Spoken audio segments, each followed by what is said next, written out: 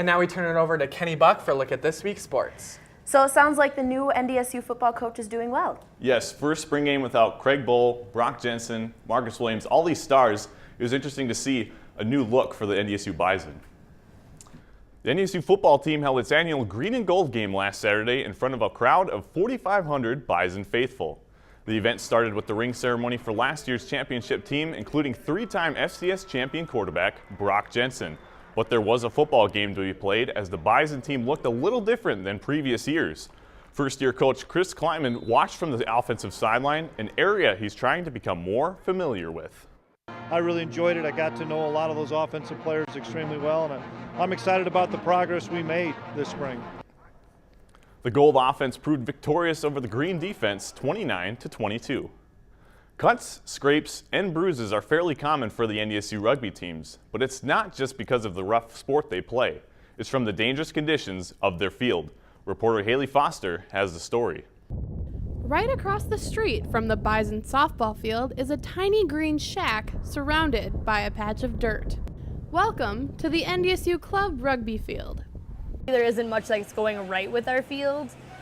It used to be a construction dump site, so there is rebar, and we continuously find giant concrete block pieces or just big holes develop, and it's really just not safe overall for us to be playing on. The team has found many items in all shapes and sizes on the field. From this shard of glass to this concrete slab, now used as a step. My first game that I ever played there, I ended up with little pebbles of asphalt embedded in my cheek for over a month. The team was recently denied a $33,000 budget to improve the field conditions. Now, there is a proposal that could lead to construction on the site. This means that the rugby clubs may be forced to find a new field altogether. Wherever they do end up, they just hope it's a safe place to play. Haley Foster, Campus News. The NDSU rugby teams are still using the field and will be hosting their Snafu tournament all day today. The unpredictable weather in the Fargo-Moorhead area can make it hard for scheduling, let alone competing in athletics. But for NDSU softball, home is where the plate is. Bison softball has been forced to practice on the football field, but the odd playing conditions haven't been much of a factor to a team that spent most of the year away from home. On the road, we can control everything from meals to bed checks and things like that. And right now we've been on the road for 10 weeks in a row, so our routine is actually, we're more accustomed to being on the road than we are at home.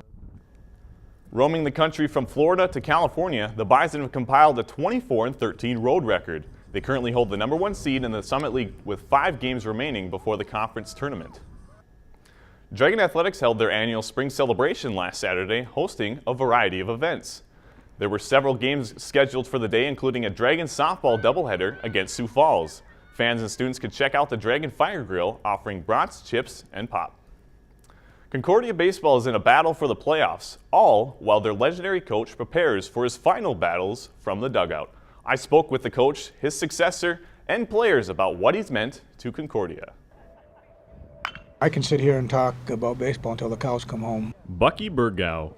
For 37 years, the name has been synonymous with Concordia baseball. Concordia baseball is Bucky Burgow and vice versa. But for Bucky, 37 years has been long enough. I'm 64 years old, so it's sneaking up there a little bit, and Chris is in his low 40s, and he's ready to take over a program.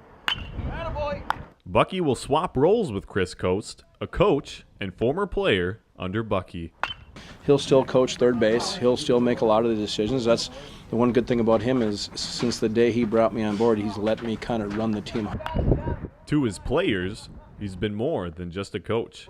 The things he teaches you as a player throughout your years here, it goes on later in life. It's life lessons that, stick with you. But to Concordia, Bucky's value cannot be expressed in words, which is why the college is naming their field after the beloved coach.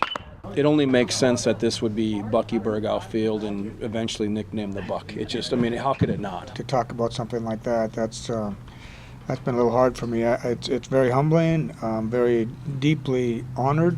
That's about the only words I can come up with. The coach appreciates the sentiment, but he hasn't forgotten what matters most. We do have a doubleheader to play, and that is the most important part of the day. The naming ceremony will take place Monday as the Cobbers take on Bethel.